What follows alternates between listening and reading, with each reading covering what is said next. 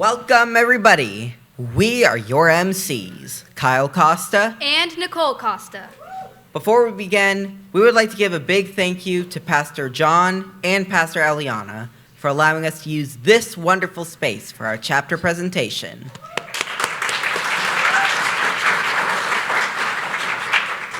And we'd like to thank all of you in the audience for coming here to support us on our public speaking journey. We are a part of the Institute for Cultural Communicators, and today we'll be demonstrating some of the communication skills we've been developing, featuring special presentations by the Shine chapter members and the Ambassadors chapter members. At ICC, our goal is to help all students get ready to speak so they can influence today's culture. This public speaking program is a vehicle of mentorship and discipleship, where parents and adults mentor older students, and older students are equipped to mentor and be the example for their younger peers, inspired by the principle of 1 Timothy 4:12. We would also like to give a big shout out to our area coordinator, Miss Cindy Clarkin, and the RI Hope chapter students. Miss Cindy, please raise your hand for people who don't know you. They came all the way from Rhode Island to support us, so they deserve congratulations for that. Now please sit back, relax, silence your phones, and enjoy the following video by ICC. It will then be followed by a presentation by us and the other Massachusetts student leaders about the 5 competencies. This presentation was inspired by ICC's 5 C's, 5 Mentors video.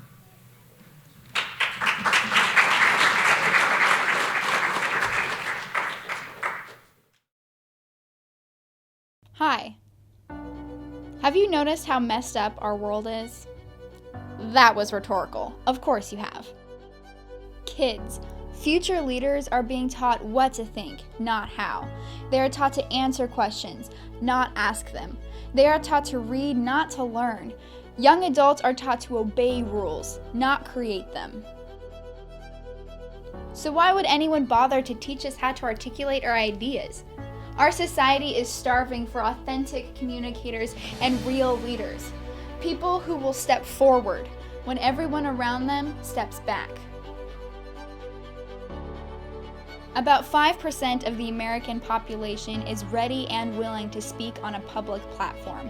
That means the other 95% is listening to them, whether they know it or not. Does that scare you?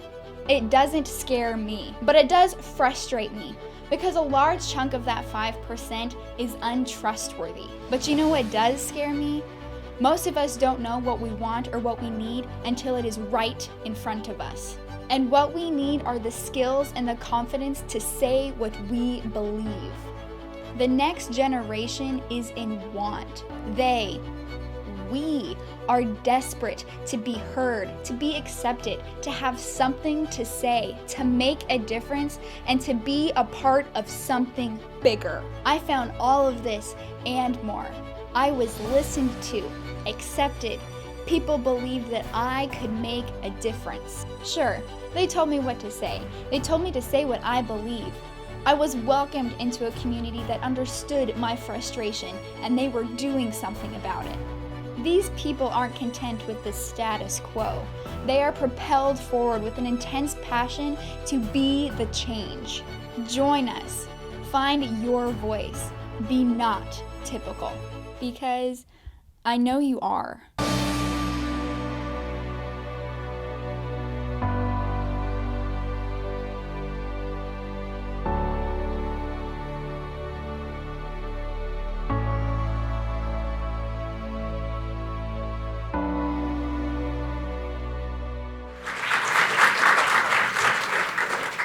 My generation is so impressionable.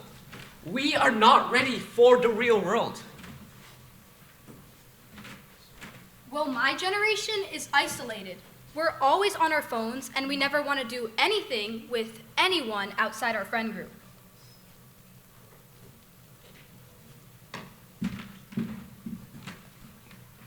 Hey, I'm right here. Yeah, well, My generation is literally so disconnected from reality. Are you serious? Why are you like this? You did not have to say that. Guys, stop arguing. We are all part of the same generation and we all need help. I read some studies that told me that we need at least 5 invested adults in our lives to carry out our faith into adulthood. But most of my peers don't have those kind of mentors. Exactly. We have great ideas, but how do we express them? If I meet someone who's able to articulate what they believe better than I can, then eventually I'm going to believe them. We need someone to teach us the soft skills we need to share our ideas. Watch this, guys. I just learned of something called the 5 C's. Wait, don't you mean the 7 C's? No, I mean the 5 C's. They are communication, critical thinking, collaboration, creativity, and cultural intelligence. These are the skills that we need to be ready for life. Oh, I think I know what the first C was. The first C was communication. Ever since joining ICC's community, it has taught me how to be a more confident communicator, a confident and character-driven communicator. This has helped me to connect not only with my peers, but adults, people younger than me, and people from different cultures.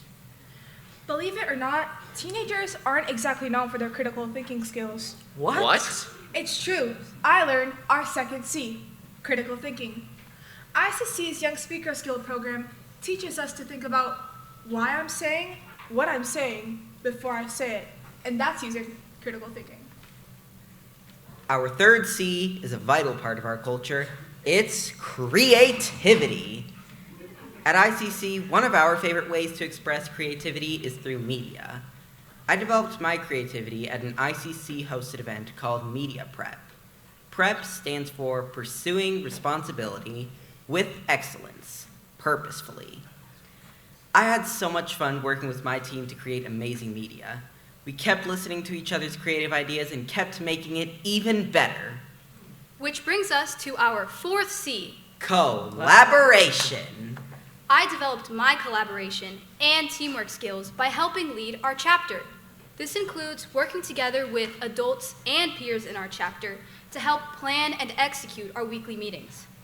I'm the kind of person who would rather do things on my own because it's usually simpler. But I've learned that being able to collaborate with the people around me is an essential skill to have throughout my life. We also collaborate with our global student leaders over Zoom. Oh, I'd like to travel globally. I've been to Europe. Well, I've been to Brazil. Guys, I've got you. I've been to the Lion City. You made that up. No, really. This past summer, I joined some people from ICC to expand their vision of a global community. We flew into Singapore, also known as the Lion City. And not just Singapore, but Malaysia and Indonesia as well. In the 3 weeks the team and I spent in Southeast Asia, we got to present ICC programs like this one to many different venues, including schools and churches. Was it scary? No, not really. Thanks to the fact that my family is Indonesian and that we had lived in Singapore for 6 years previously, the cultures the team and I visited were already very familiar to me.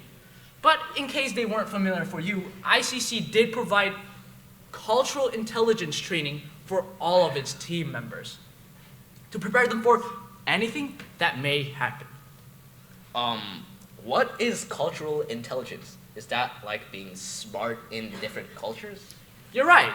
Many times when we get the opportunity to visit different places, we're going to experience cultures that may be different than our own. And maybe the food they eat, the way they dress, or the way they communicate might be different than ours. And this is where the 5th C comes into play. Cultural intelligence. As communicators for Christ, we need to be able to adapt to our environment. And this includes cultural intelligence, so that people can understand us as well as we can understand them. In summary, we need 5 C's. Communication. Critical thinking. Creativity. Cultural intelligence. And collaboration. We need the 5 C's to prepare the next generation.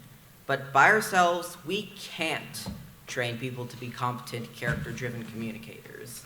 But together we can. Thank you. you.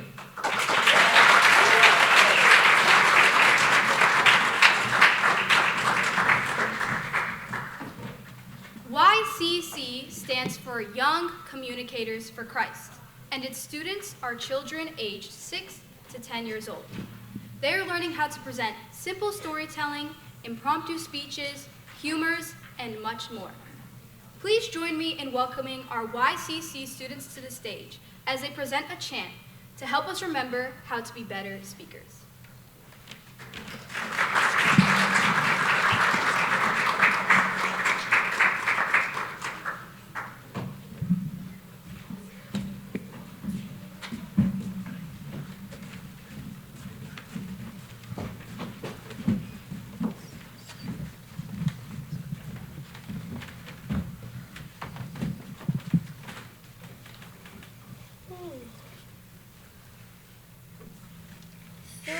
Second rule. 1, 2, 3, oh yeah. Projection, inflection, don't give us a frown. Smile, speak clearly, and never look down. Don't mumble, don't grumble, make sure you're prepared. Stay in your allotted time and try not to look scared. 3-second rule. 1, 2, 3, oh yeah. 3-second rule. 1, 2, 3, oh yeah. Afflection, inflection, don't give us a frown. Smile, speak clearly, and never look down. Don't mumble, don't grumble, make sure you're prepared. Stay in your allotted time and try not to look scared. 3-second rule. 1, 2, 3, oh yeah.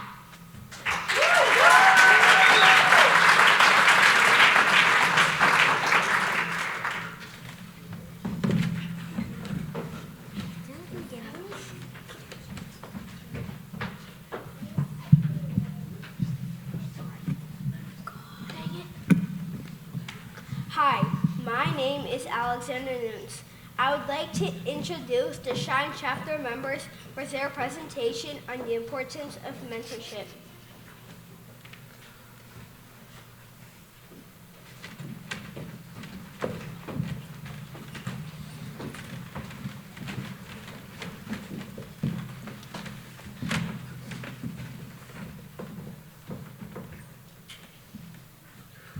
We want to share an encouraging message with you today about mentoring and how God transforms us through you.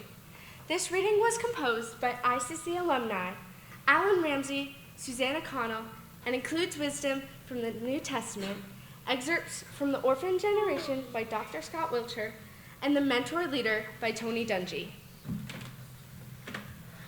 Who will help me become the person God designed me to be? Who will teach me without looking down on me? Who would care enough to walk into this mess I call my life and give me some direction? Who will love me before I get there rather than controlling me or trying to fix me? You mentored the next generation. You are our guides. By your mentoring, you help us embrace the power of God to follow His calling. He uses you to transform us.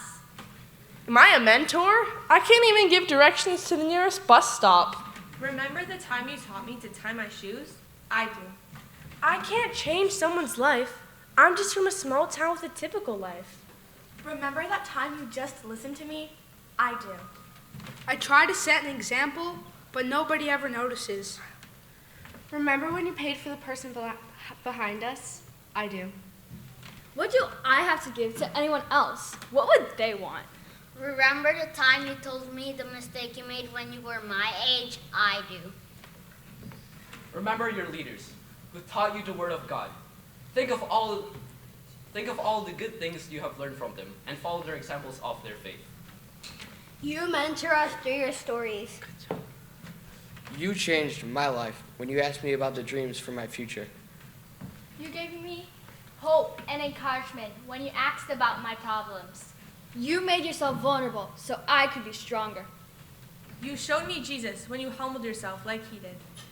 Jesus knew that the Father had given him authority over everything and that he would come from God and return to God. So he got up from the table, took up his robe, And wrapped it around his waist. and poured water into a basin. Then he began to wash the disciples' feet. drying them with the towel he had around him. We must have the same attitude that Christ Jesus has. Though he was God, he did not think of equality with God as something to cling to. Instead, he gave up his divine privileges. He took the humble position of a slave and was born a human being. By your mentoring, God transforms us. And now we are agents of transformation because we have been transformed. Relationships are ultimately what matter. The key to becoming a mentor is learning how to put other people first. By touching the lives of the people right around us, we create value far beyond the small sphere that we can reach.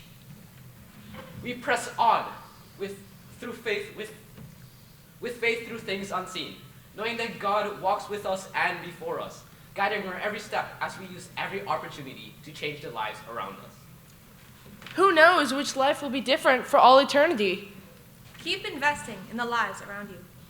Keep being first to arrive and last to leave. Keep helping us grow. Keep sharing your stories. God transforms us through you.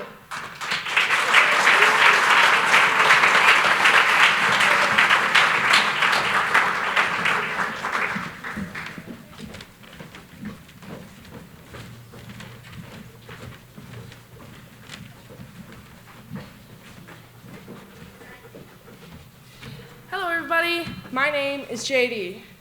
Well, everybody, I'm going to be teaching everybody a clap, a new kind of clap. It's called the banana clap. The way you do a banana clap is you hold out your imaginary banana and you peel it by going whoop, whoop, whoop. And the best way to eat a banana when it's out here is just to clap it and go gulp. So will everybody please hold out your banana, peel it, go whoop, whoop, whoop, and then clap it. Gulp. Thank you for learning the banana clap with me.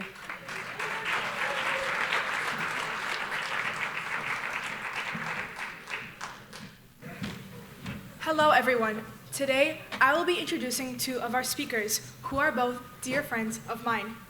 They are two of the most fun, smart, and caring people I know. Our first speaker loves art, making friendship bracelets, and spending time with her family. Her name is Grace Millian. Our second speaker loves soccer, theater, and fine arts. Her name is Jacobed Christande. These two lovely ladies will both be presenting their literary interpretation speeches to us today. So everyone, let's please give them a warm welcome.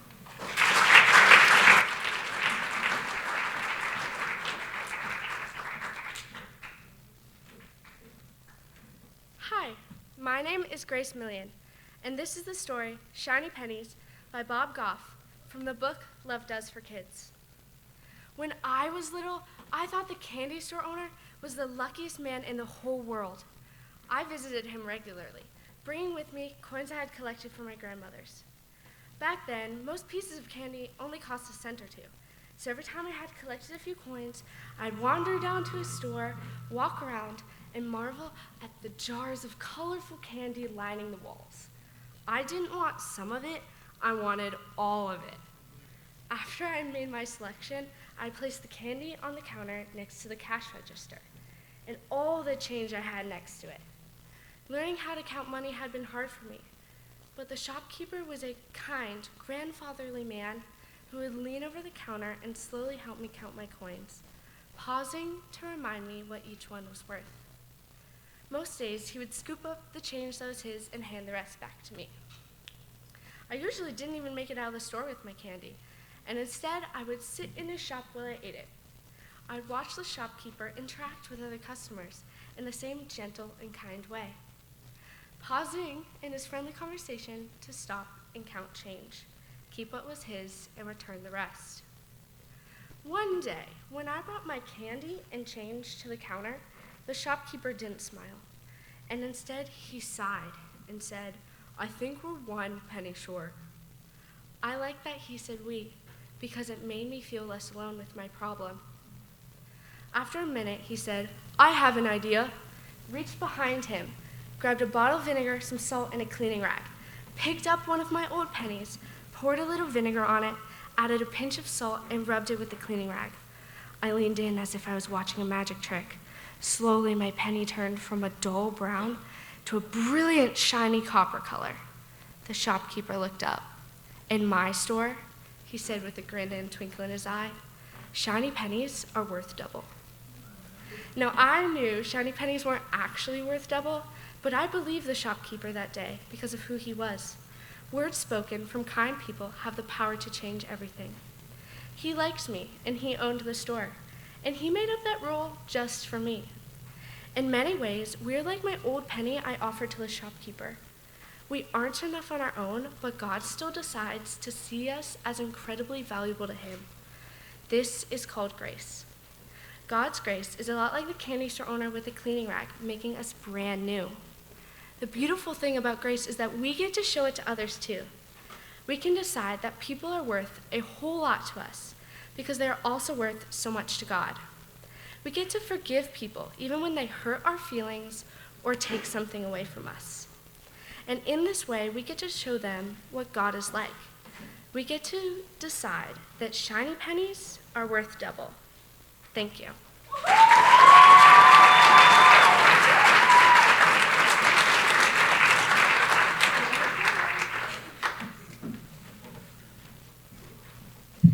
Hi everyone, my name is Jokbet Audrey Kastande, and today I will be sharing with you a story about an upright and wealthy man named Job.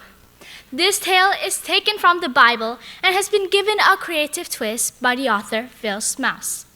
He begins the story with a conversation between God and Satan. I hope you enjoy my retelling of this poem titled Why, oh me, oh my. The story of Job. Have you noticed my servant? He's gentle and kind, and our hearts are so sweetly, completely entwined. He's as good as it gets, yes, the cream of the crop, the pick of the litter, the tip of the top. And why not? Croaked the devil. He's as rich as a king. Why, you never withheld even one little thing. Take away all the whistles, the hooters, the bells. Then I'll bet it's a whole different story he tells. Well, that night as Job snoozed in his big easy chair, as he snuggled and snargled, he got quite a scare. 3 men came a-busting right into the room and proceeded to fill him with gloom and with doom. Remember those hundreds of camels and sheep and those thousands of horses and donkeys you keep in that field where you used to have millions of goats, by the lake where you always kept all of your boats and your barns and your coops and your pens and your stalls? Well, some burglars came and they burgled it all. Poor Job was astounded, completely dumbfounded. But oh, don't you know, he got down on his knees and gave thanks to the Lord just as quick as you please. I just hate all that praising, spat the devil. I'll give him some ooh-oohs and boo-boos and stings. Then I'll bet it's a whole different song that he sings. So Job became terribly, scarably sick. He weaseled and woozled, he hacked and uphicked. What good is your faith? It's a joke, it's a lie. Give up, Job's wife sputtered. Just curse God and die. Curse God and die. Curse God and die. I will not, I cannot. But why, oh Lord, why? News traveled fast, oh my, yes, that's the truth. And this news traveled straight to 3 friends from Job's youth, who took off right that minute, post-haste PDQ, to see what was up and see what they could do. It just isn't fair, no, it doesn't make sense. This tragic, traumatical turn of events. Lord, why be created, composed, or contrived, when I'm better not born, but about or alive? Oh, give me a break, Ellie Flash blurted out. You've sinned a great sin, there can't be any doubt. We know that Job's utterly wicked and rotten, but the Scott thing is the thing we've forgotten. This punishment's awful, an outrage, a curse. But it could have, and probably should have been worse. What wonderful friends, what exquisite advice. Did you say you were leaving? Yes, that would be nice. I know that I'm righteous. I haven't a doubt, and my spirit is clean, both within and throughout.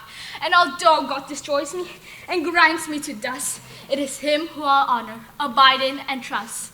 I've done nothing wrong. Yes, I know that it's true. So tell me, Lord, what in the world did I do? What did you do? Oh, if we only knew. Just who do you think you're duping and fooling? We're full of it, Joe, full of wisdom and schooling. Go on, Bill that babbled. Rave, rant, roar, and hiss. But remember, you got yourself into this. Lord, why do you slay me? What gives you the right? Has it done any good? Can it be your delight? You know that I'm righteous, I'm gentle and kind, and our hearts are so sweetly, completely entwined. Oh, why don't you answer? Oh, where is the man who would bring us together? Send him, if you can. Excuse me, said someone from back in the trees. allow me to add my 2 cents, if you please. These things I've been hearing, these things you've been speaking, this non-stop bird eye to the eyeballs critiquing. You speak against God, boy, boo, all got some guts. What are you guys, crazy? What are you guys, nuts? Well, those words weren't out of his mouth for 1 minute, when the next thing I knew, we were standing there in it.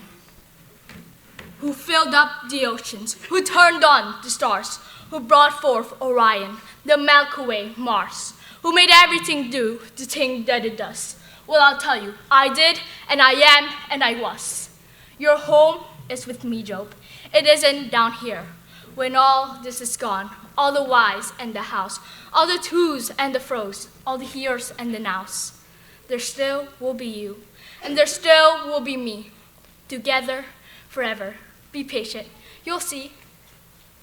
Well, the Lord restored all of Job's cattle and goats, his wife and his family, his friends and his boat.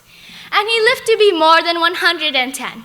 Very old, a bit wrinkled, quite happy. Amen. Thank you.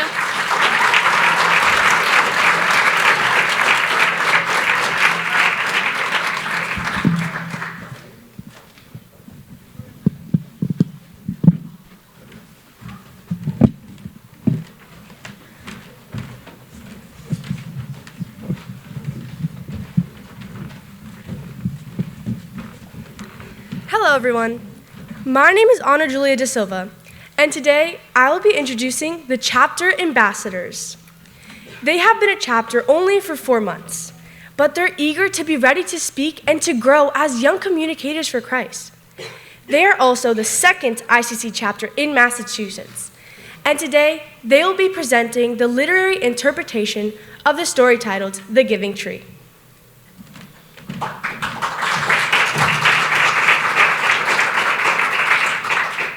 We would like to share our rendition of The Giving Tree by Shel Silverstein, a story containing a universal message of losing and giving. Once there was a tree, and she loved a little boy.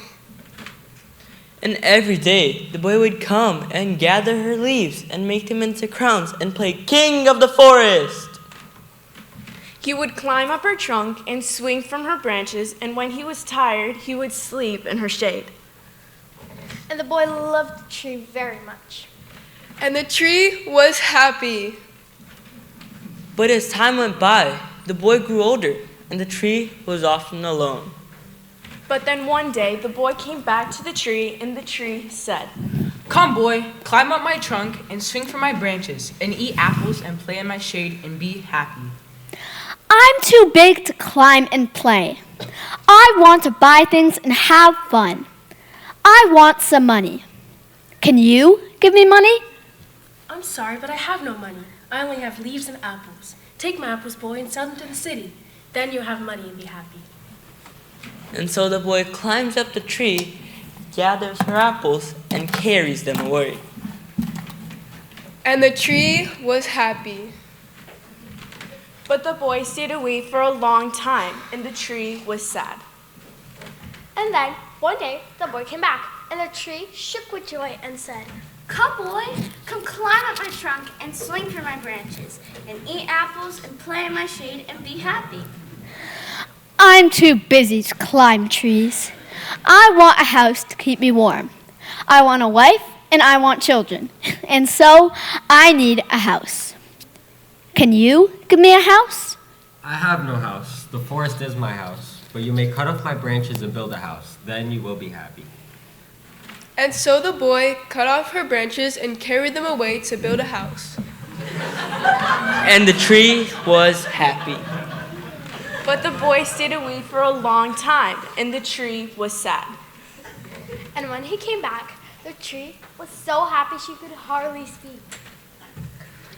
Come, boy, come and play. I am too old and sad to play. I want a boat that will take me far from here. Can you give me a boat? Cut off my trunk and make a boat. Then you can sail away and be happy. And so the boy cut down her trunk, made a boat, and sailed away. And the tree was happy. But not really. After a long time, the boy came back again. I'm sorry, boy, but I have nothing left to give you. My apples are gone. My teeth are too weak for apples. My branches are gone. You can no longer swing on them. I'm too old to swing on branches. My trunk is good. You cannot climb me. I am too tired to climb. I'm sorry. I wish I could give you something, but I have nothing left. I am just an old stump. I'm very sorry. I don't need much now. Just a quiet place to sit and rest. I am very tired. Well, an old stump is good for sitting and resting. Come, boy, sit down and rest. And the tree was happy.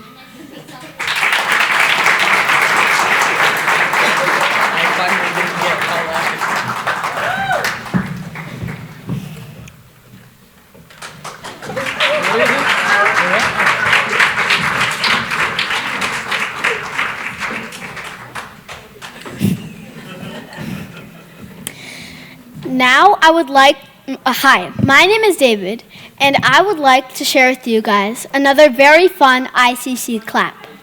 It is called the bug clap. The bug clap.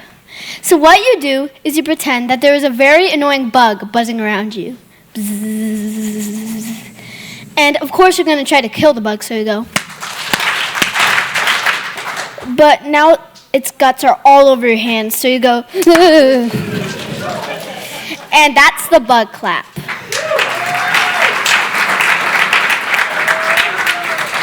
Now I will be introducing someone very special to me. I have known her since I can remember, and I'm sure a lot of you guys know her too, since her parents are pastors at this church. This is her first ICC speech, so let's give her a warm welcome.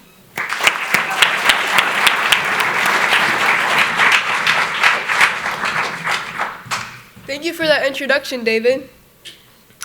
Hello, my name is Daniela Marcus Runyon, or Dunny. My name means God is my judge and reminds me that no one else's judgments matter except for God's.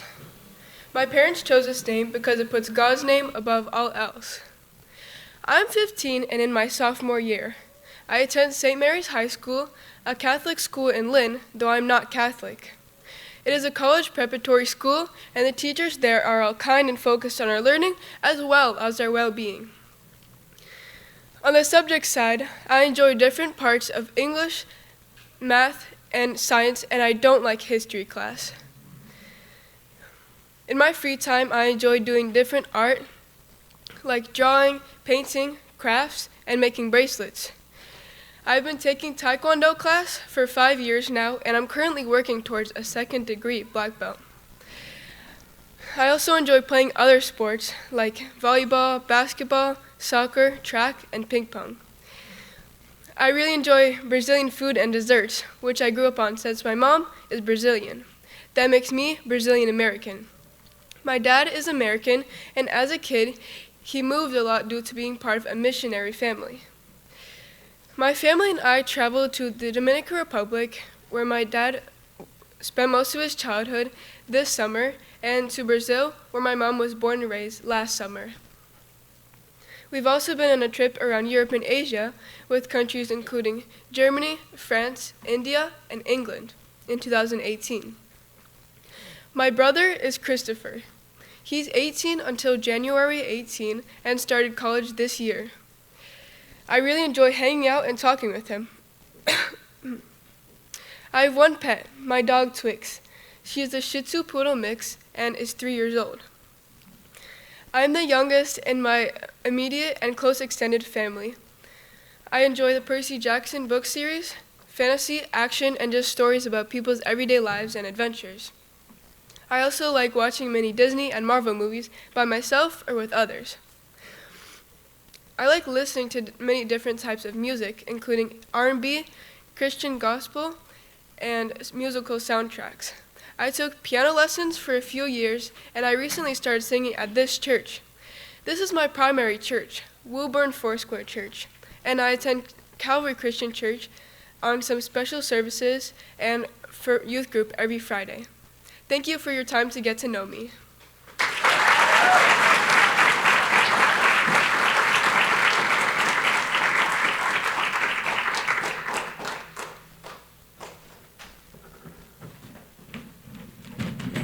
Hey. Wow, I really enjoyed your speech, Daniela. So did I. Well, I'm Joshua, and he's Daniel, and we're here to Energize! I need you all to stand up and shake out your whole body. Now, let's all run in place for 10 seconds. 10, 9, 8, 7, 6, 5, 4, 3, 2, 1. Now, let's try out the butt clap we just learned from David. 3, 2, 1. Bzzz. Well done, everyone. We are energized to announce our next speaker.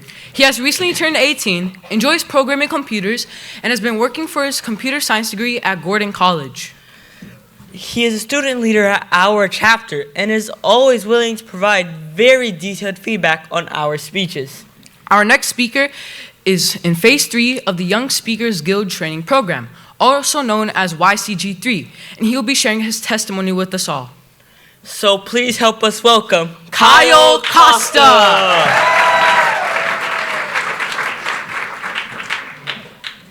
Thank you very much for that energizing introduction. For as long as I can remember, I always knew that I was different. I was incredibly intelligent even at a young age, learning to read when I was only 2 years old. I was even smart enough to skip from first to second grade when I was 7.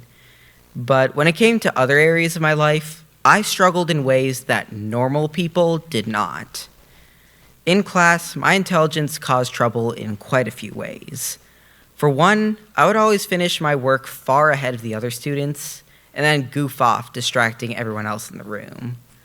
I also had trouble controlling my emotions in class, having sudden meltdowns over very small problems.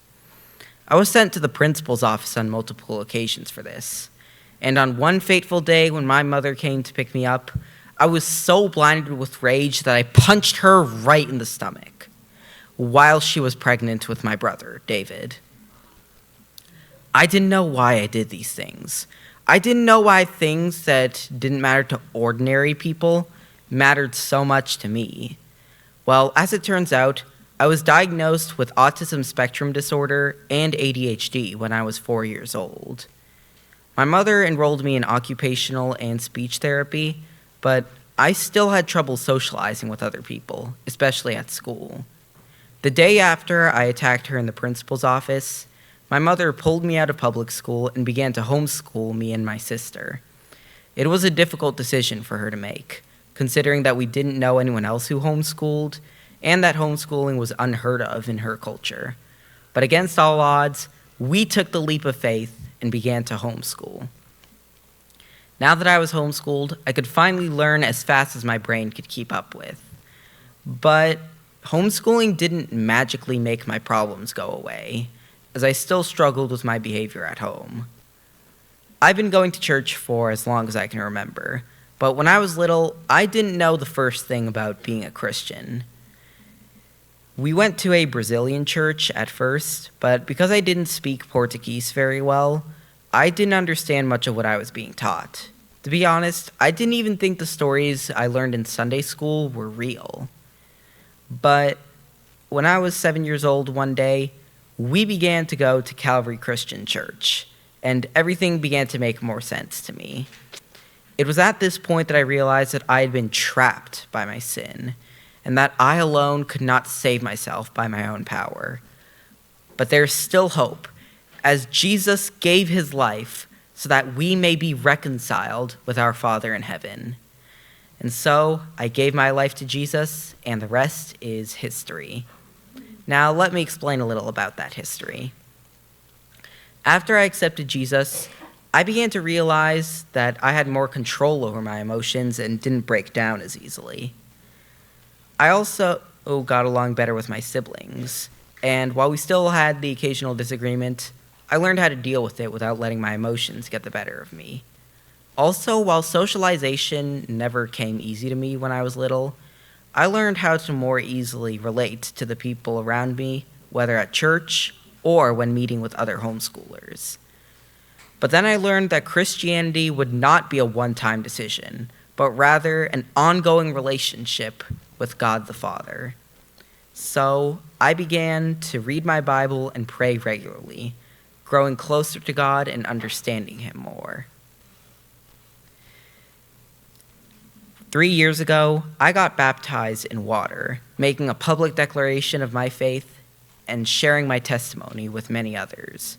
But that wasn't the only way I expressed my newfound faith. Soon after I accepted Jesus, I began to get involved in multiple ministries at Calvary, and each one taught me something new about being a Christian. At Junior Bible Quiz, or JBQ, I learned more about and memorized verses from the Bible, God's word to us. Our reason for learning these things was found in our team's theme verse, Psalm 119:11. I've hidden your word in my heart that I might not sin against you. At Royal Rangers, our church's version of Boy Scouts, we learned essential skills for godly leadership. More recently, through Calvary Theater, I've been able to use those skills to reach out to others through the power of acting. Throughout all of these ministries, I not only grew closer to God, but made new friendships that would bring me closer to him as well. For example, one day at Royal Rangers, when a new family arrived at Calvary, I introduced myself and showed them around the church. That family had a boy around my age who would become my best friend, Samuel Christenday. What's more, Sam was the one who introduced me to the Institute for Cultural Communicators, or ICC. The life lessons I learned in ICC would be enough to fill another speech. But the most important thing I learned was that I shouldn't only say what I want to say, but what other people need to say. Long story short, if I hadn't met Sam, I wouldn't be standing here right now sharing my story with all of you. Recently, I turned 18 years old, which means that now I'm facing the challenges of adulthood. One of those challenges has been learning how to drive. Even back when I was little, I had resistance towards learning how to drive, mostly due to my grandmother's car accident, which has left her paralyzed for almost 19 years. But through the strength that God has given me, I've been able to face my fears and finally start learning how to drive. More recently, next year, I will be starting college full-time, meaning that I will have to face new challenges as I step into the real world. But I have the Holy Spirit inside of me, and as Philippians 4:13 says, I can do all things through Christ who strengthens me. To wrap things up, after I accepted Jesus, by the grace of God and the power of the Holy Spirit, I grew closer to God and to other people and learned to take control of my emotions. No longer was I the problem child who threw a tantrum at the drop of a hat. As I look back on my life before and after Christ, I realized the truth found in 2 Corinthians 5:17. Therefore, if anyone is in Christ, he is a new creation. The old has passed away. Behold, the new has come. Thank you.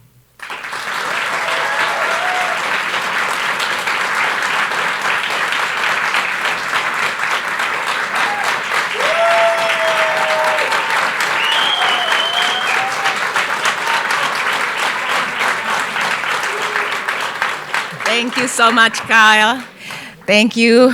That was beautiful, beautiful. This is my first time hearing it, so it touched my heart. Everyone, this is... You're going to introduce us? Okay. I'm going off script, I'm sorry. All right. Apologies for that. Well, at any rate, please put your hands together and take them apart and together again in a repeating fashion for our Massachusetts chapter sponsors, Miss Mira Christenday and Miss Shayla Costa. Thank you.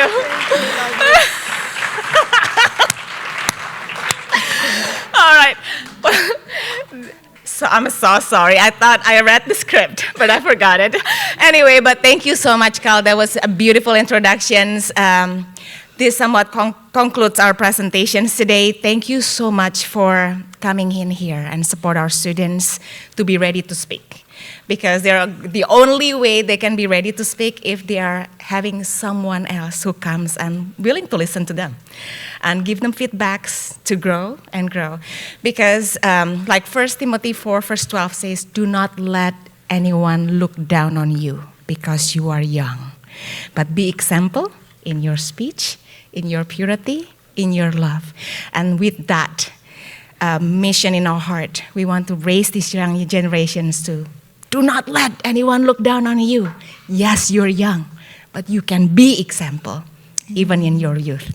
So thank you so much for coming in here, supporting them in their journey. You're not just like chair warmer. You are here to support them, and thank you so much for supporting us, for clapping on us, for encouraging us.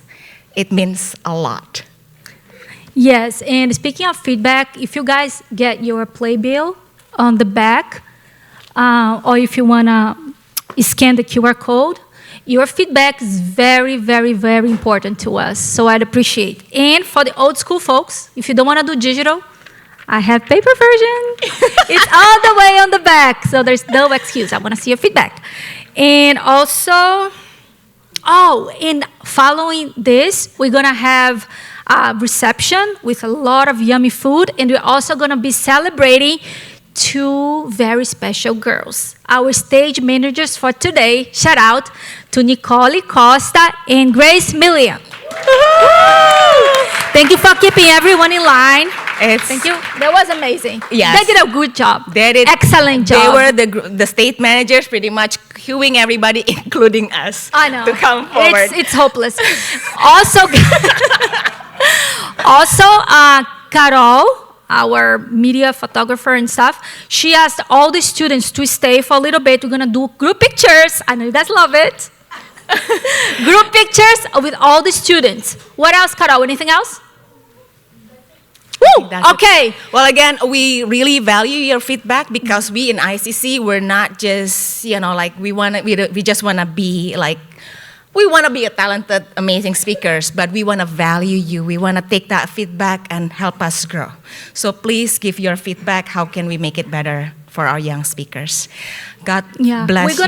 We're gonna wait like 10 minutes here while they set up the food. That's gonna Yes. give you guys time for the feedback. So you guys are trapped here until you give the feedback. Again, thank you so much. You're amazing. Thank you.